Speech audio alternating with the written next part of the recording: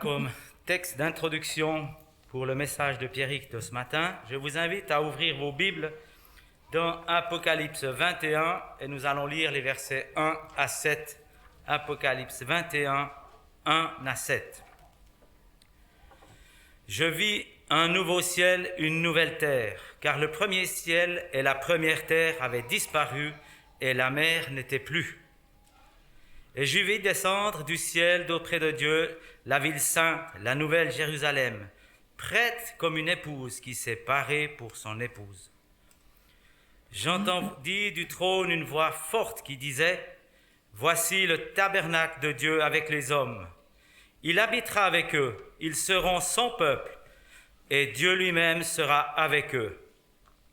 Il essuiera toutes larmes et leurs yeux, la mort ne sera plus, et il n'y aura plus ni deuil, ni cri, ni douleur, car les premières choses ont disparu.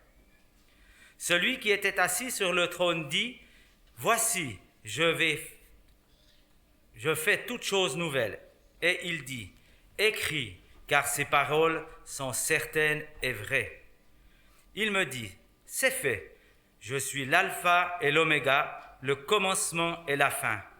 À celui qui a soif, je donnerai de la source de l'eau vive gratuitement. Tel sera l'héritage du vainqueur. Je serai son Dieu et il sera mon fils.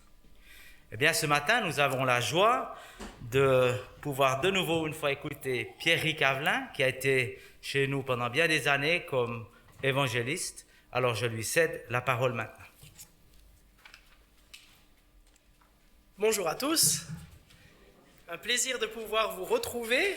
Merci en tout cas de me laisser l'opportunité ce matin de pouvoir partager un petit peu avec vous. Alors Olivier m'a demandé, il se trouve que je prêche le même sabbat que le sabbat de l'offrande spéciale pour la jeunesse.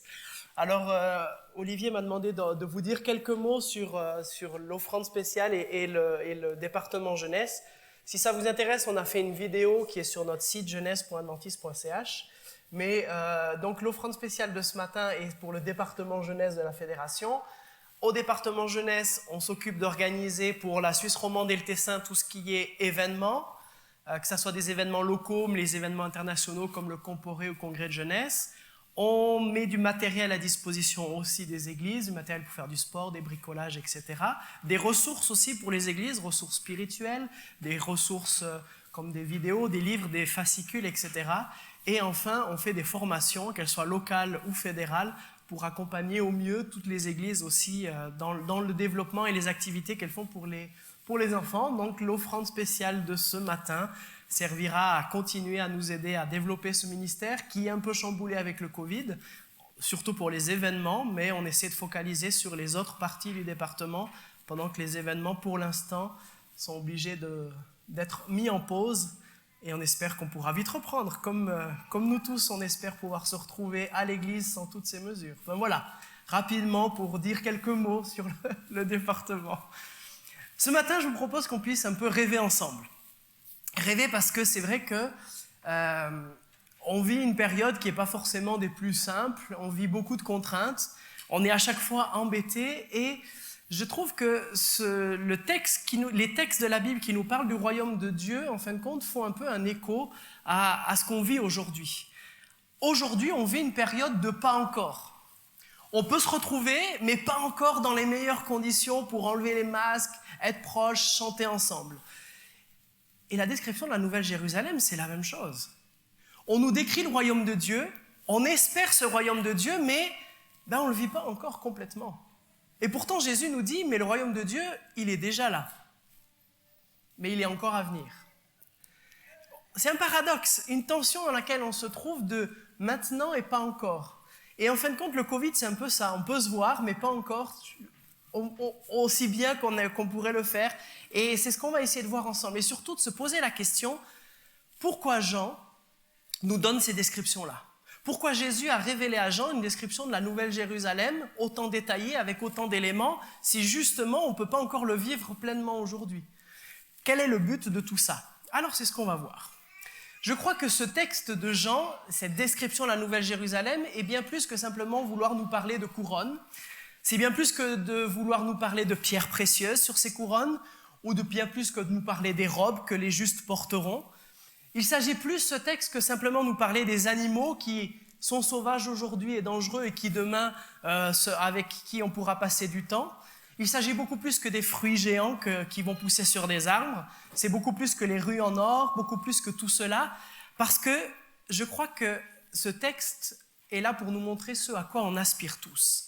Et ce à quoi on aspire est beaucoup plus important que tous ces petits détails qui nous sont donnés dans le texte. À quoi nos cœurs aspirent réellement? Je crois que ce à quoi nos cœurs aspirent est ce qui est présenté ici. Voici ce que nous réserve ce futur. Jean décrit la première chose qu'on va faire lorsqu'on sera enfin avec Jésus. Est-ce que vous vous rappelez, la première chose qu'on va faire, c'est un banquet de mariage. Apocalypse 19, versets 6 et 7. Alléluia, car le Seigneur notre Dieu, le Tout-Puissant, a instauré son règne. Réjouissons-nous, soyons transportés d'allégresse et donnons-lui gloire, car les noces de l'agneau sont venues et son épouse s'est préparée. Alors pourquoi est-ce que c'est important? Parce que ça vient compléter toutes les métaphores de l'épouse et de l'époux dans la Bible. Mais je crois qu'il y a un sens beaucoup plus large ici, parce que quiconque a déjà eu l'occasion de participer à un mariage sait que la seconde où les portes s'ouvrent et que la mariée rentre, on est soudainement submergé par des émotions très fortes. Et vous pouvez même aller à un mariage où vous ne connaissez pas la mariée du tout et quand même ressentir une émotion forte. Et je suis sûr qu'il y en a qui pleurent à chaque fois, qui vivent un mariage et que cette mariée rentre. Pourquoi on est autant ému? Parce qu'on trouve ça beau, parce que c'est le triomphe de l'amour. Et le triomphe de l'amour, c'est beau. Ce qu'il y a également d'inévitable à un mariage, un grand repas, un banquet, une grande célébration où tout le monde se retrouve, où tout le monde se réunit, parfois même où tout le monde se pardonne aussi. Vous savez, on dit les préparatifs du mariage, c'est là où toutes les histoires éclatent dans les familles, et le jour du mariage, c'est là où, en général, on se réconcilie et on fait la paix. Mais moi, j'ai connu de grandes réconciliations dans beaucoup de mariages qui ont été faits le jour du mariage. Parce que ça nous touche, parce qu'on réfléchit aux priorités et ça nous fait nous remettre en question. Cet amour qui mène à la réconciliation autour d'un banquet de mariage. Le futur que Jean a vu, c'est nous tous réunis, réconciliés les uns avec les autres autour d'un banquet de mariage. Attention, pas juste les enfants avec les parents et les parents avec les enfants, pas juste les frères et sœurs entre eux, mais tous les êtres humains, toutes les nations réconciliées entre elles. Ce que Jean a vu, c'est la réconciliation la plus totale et la plus globale de tous les êtres humains, réunis ensemble, profitant de la présence et de la compagnie de chacun. Et voilà ce que nous devons chercher. C'est ce à quoi nous mène notre aventure avec Dieu. Une aventure qui passe par la réconciliation en toutes choses. On aspire tous à pouvoir être en bons termes les uns avec les autres, avec ceux qui nous entourent. On aspire tous à ne pas avoir des conflits, à ne pas avoir des guerres, ne pas avoir de haine ou ne pas recevoir de haine. Jean nous dit que c'est ce que nous réserve ce futur en Christ. Alors honnêtement, moi je suis prêt à renoncer à toutes les couronnes, à toutes les robes, à toutes les rues en or pour une réconciliation aussi totale, aussi parfaite entre les nations. Plus de personnes agressives envers une autre, plus de réfugiés devant fuir leur pays, plus d'enfants s'échouant sur les côtes. Il nous est promis dans le futur une grande réconciliation. Alors peut-être première raison de pouvoir justifier cette description de la Nouvelle Jérusalem, de cette nouvelle terre dans le livre de Jean. Mais il y en a une deuxième, je crois, qui je pense est important pour nous rappeler aussi que Jean a vu une ville. La ville de Dieu descendant du ciel et venant sur terre. Alors, je vais peut-être vous sembler un peu provocateur, mais le ciel n'est pas notre demeure. Vous savez, on a pas mal de chants qui nous disent « le ciel est notre maison », etc.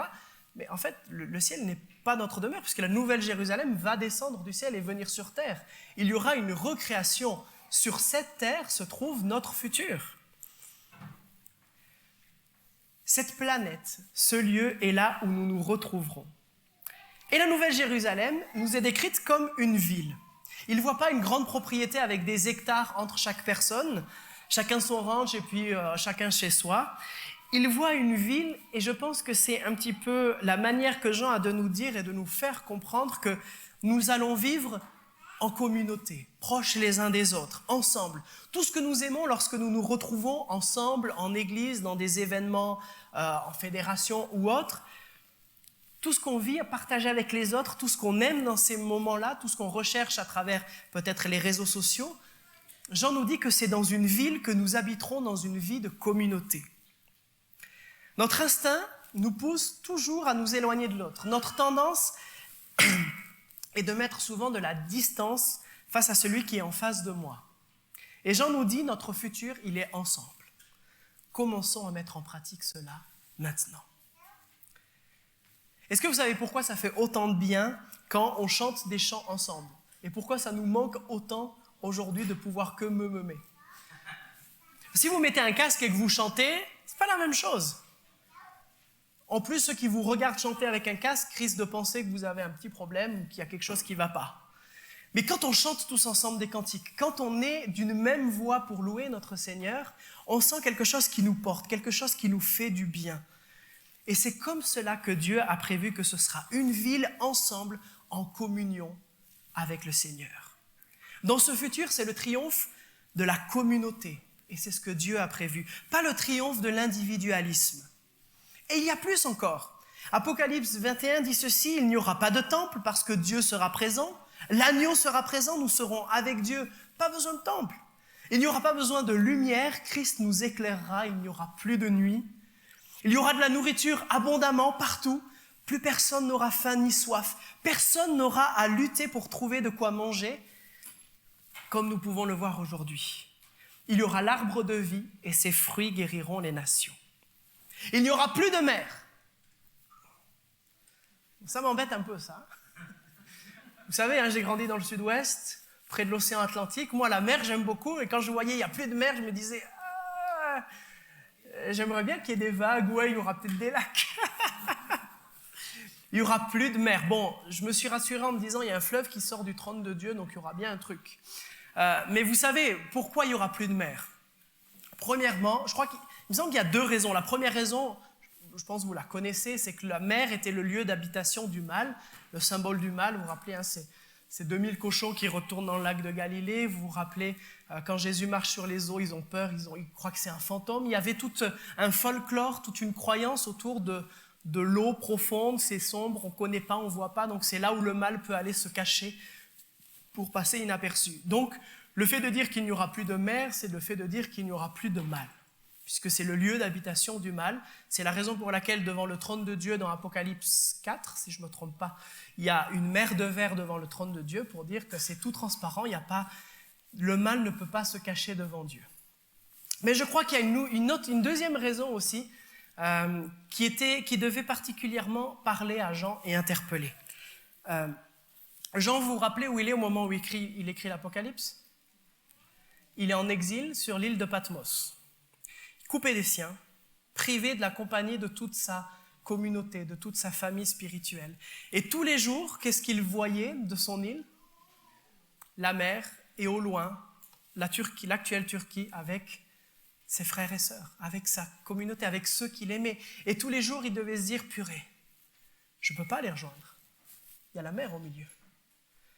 Et imaginez Jean qui entend ces paroles, il n'y aura plus de mer. Plus de choses qui vont me séparer des miens, de ceux que j'aime. Je pourrai enfin les retrouver. Il voit une nouvelle terre sans cette mer qui sépare. Je crois qu'on est un peu dans la même situation que Jean. On a tous perdu ou on a tous dû dire au revoir à quelqu'un que nous aimons. Nous avons tous dû passer par la douleur de devoir être séparés de quelqu'un que nous aimons. Et Jean nous dit que dans le futur, dans cette nouvelle terre, il n'y aura rien de tout cela. Pas de mer, pas de séparation. Et on lit encore plus. Les portes de la ville ne seront jamais fermées, ni deuil, ni cri, ni larmes, ni souffrance, pas d'inégalité raciale, pas de violence, pas de consommation à outrance, pas d'abus des ressources de notre planète, rien de tout cela. Et voici le point qui me semble être primordial et qui explique pourquoi on a cette description dans l'Apocalypse. Si cette description est la vision de notre futur, de cette terre recréée, si notre vie sur terre nous mène à cela, alors on doit être le peuple qui donne un témoignage vivant de ce futur aujourd'hui et maintenant. S'il n'y a pas de racisme dans le futur, il ne devrait pas y avoir de racisme ici et maintenant. S'il n'y a pas d'inégalité de sexe, ça devrait être la même chose ici et maintenant. S'il n'y a pas de pauvreté dans ce futur, il ne devrait pas y avoir de pauvreté ici. S'il y a la paix dans le futur, il devrait y avoir de la paix ici. S'il y a de la guérison, il devrait y en avoir ici. Jean nous donne cette description pour que nous soyons ceux qui allons démontrer à ce monde que ce futur, il est réel. Ce n'est pas juste une utopie, quelque chose que c'est beau de pouvoir espérer, mais il y a quelque chose à vivre maintenant, ici. Si Jean nous dit que les portes de la Nouvelle Jérusalem ne sont jamais fermées, nos portes devraient ne jamais être fermées. Enfin, pour inviter des gens, pas pour se faire cambrioler, vous m'avez compris. Si Jean nous dit que la paix règne, que c'est la vie de communauté, de la réconciliation, toutes ces choses devraient pouvoir se retrouver dans nos vies, ici et maintenant. Car c'est de cette manière que le monde connaîtra la vérité, parce qu'ils la verront en nous, implantée dans nos vies. C'est dans cet état d'esprit que Jésus a dit que le royaume de Dieu était quand même déjà là, même s'il était à venir, parce qu'il agit déjà maintenant dans nos vies, et en agissant dans nos vies, on peut déjà avoir un avant-goût, un aperçu de ce royaume. Par sa présence, par son amour, on peut le vivre. Si nous sommes des témoins dans ce monde, nous devons apporter l'espérance de cette nouvelle terre. Alors commençons à le vivre maintenant. Un de nos pasteurs adventistes aux États-Unis nous avait raconté, lors d'une rencontre de jeunesse, il y a déjà maintenant longtemps, une histoire vraie, une rencontre qu'il avait faite, qui je crois était assez, en tout cas, interpellante. Je vais essayer de vous le raconter de la manière la plus juste ce matin. C'est l'histoire d'une femme, Triviade, qui vit à Los Angeles. Un jour, elle rentre du travail et elle habite dans un quartier un peu mal famé de Los Angeles. Son copain, lui, est resté dans leur maison avec leurs 2 enfants. Il a été occupé à passer sa journée à jouer aux jeux vidéo et à consommer pas mal d'alcool. Quand elle arrive chez elle, après une longue journée de travail, elle a la voiture pleine des courses qu'elle vient de faire et elle klaxonne pour lui signifier qu'elle a besoin d'aide pour pouvoir rentrer les courses. Lui, il n'a pas du tout aimé ça. Il est sorti, il l'a attrapée par les cheveux, il l'a tirée dans la maison et il a commencé à la frapper, d'abord sur le visage, puis sur tout son corps en entier, devant ses 2 enfants, une fille de 4 ans et son fils de 2 ans qui regardaient toute la scène. Quand il a fini de la frapper, elle s'est traînée jusque dans la salle de bain, a commencé à nettoyer ses plaies, son visage, à se soigner. Et là, sa fille est entrée dans la pièce et lui a dit, quelque chose que Triviade prend aujourd'hui comme un message qui venait de Dieu ou d'un ange qui parlait à travers elle, sa fille lui dit « Maman, on doit partir d'ici, tu vaux mieux que ça. » Le lendemain matin, Triviade se lève tôt, avant que son compagnon ne se lève. Elle prend ses enfants, quelques affaires qu'elle arrive à prendre sur le moment et monte dans sa voiture.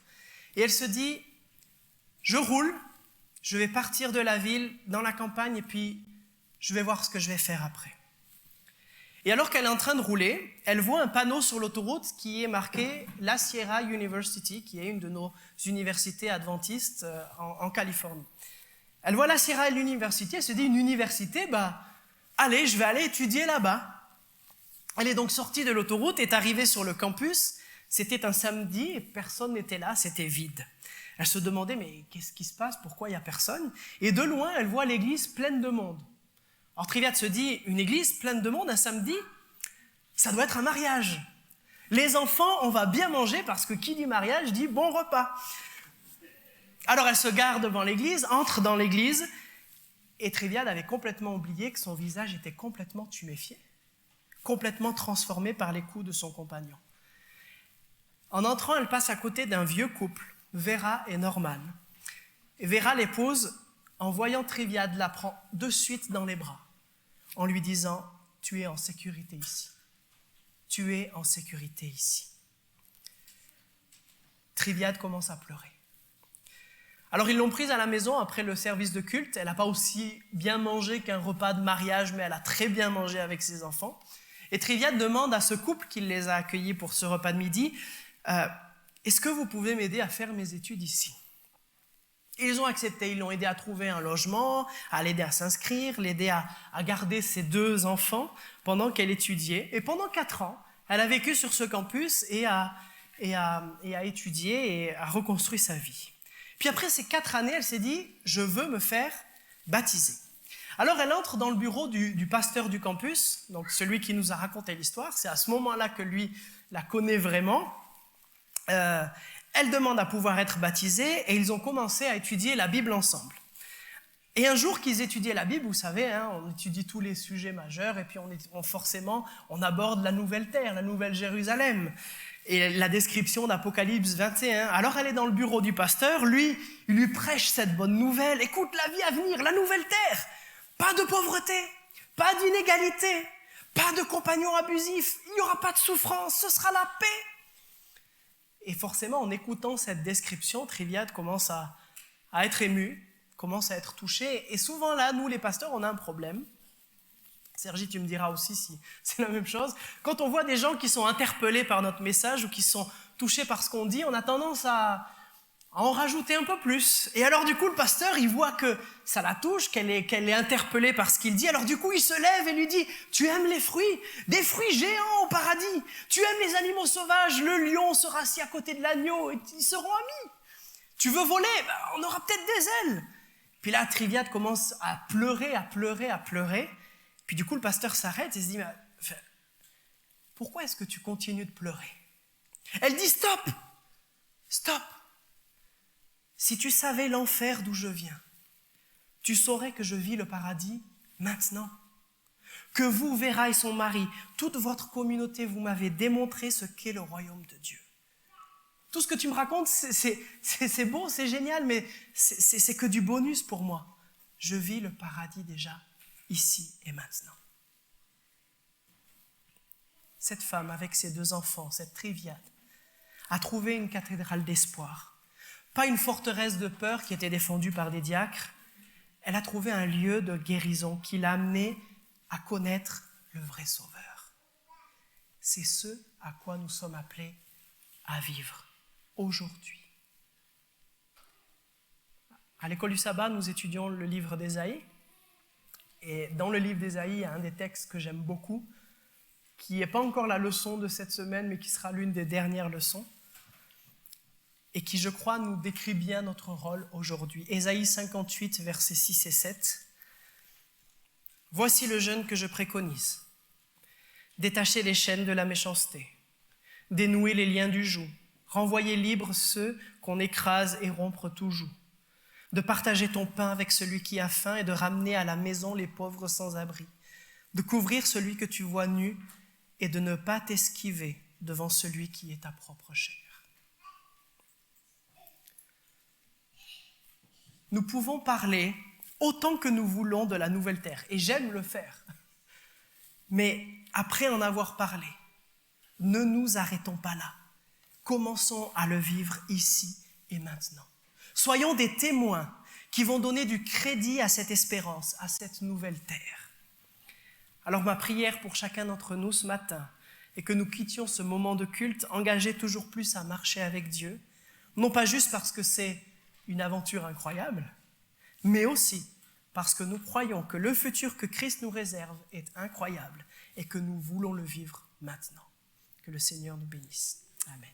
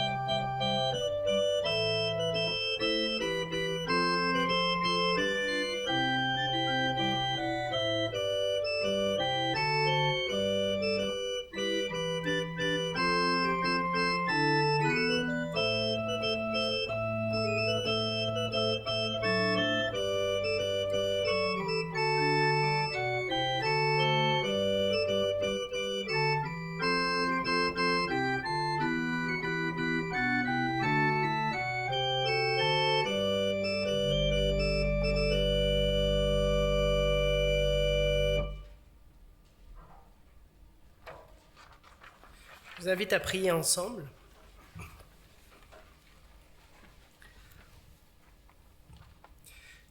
Père, merci de cette révélation que tu as pu donner à Jean, qui nous l'a retranscrit aujourd'hui, qui tente de nous décrire et de nous donner un aperçu, un avant-goût de cette vie que tu nous réserves, de ton royaume pleinement institué. Mais Seigneur, tu sais qu'aujourd'hui, on vit encore dans un monde qui souffre, qui va mal. Et à la fois, ça nous fait du bien de voir ces descriptions, à la fois on peut être un peu frustré ou triste de ne pas pouvoir le vivre déjà pleinement maintenant. Mais merci parce que tu es un Dieu qui agira pour mettre en place ton royaume, mais tu es un Dieu qui agit déjà maintenant, dans nos vies, jour après jour, qui nous aide et nous transforme. Aide-nous à pouvoir donner du crédit à cette espérance, à montrer que tu es bien un Dieu d'amour, un Dieu de réconciliation, un Dieu qui nous rapproche les uns des autres. Qu'on puisse laisser la porte ouverte pleinement à ton Esprit Saint, qu'il entre dans nos cœurs et nos vies, et nous transforme jour après jour jusqu'à ton prochain retour. C'est ma prière en Jésus. Amen. Je vous invite à recevoir la bénédiction, ces paroles du Christ dans l'Apocalypse. Moi, Jésus, j'ai envoyé mon ange pour affirmer aux églises, tout cela est vrai. Je suis né dans la famille du roi David, je suis l'étoile brillante du matin. L'Esprit de Dieu et la jeune mariée disent « Viens ». Celui qui entend doit dire « Viens ». Et celui qui a soif doit venir. Celui qui le veut recevra gratuitement l'eau qui donne la vie. Jésus affirme que tout cela est vrai et il dit « Oui, je viens bientôt ». Amen. Viens Seigneur Jésus. Que le Seigneur Jésus vous bénisse tous. Amen.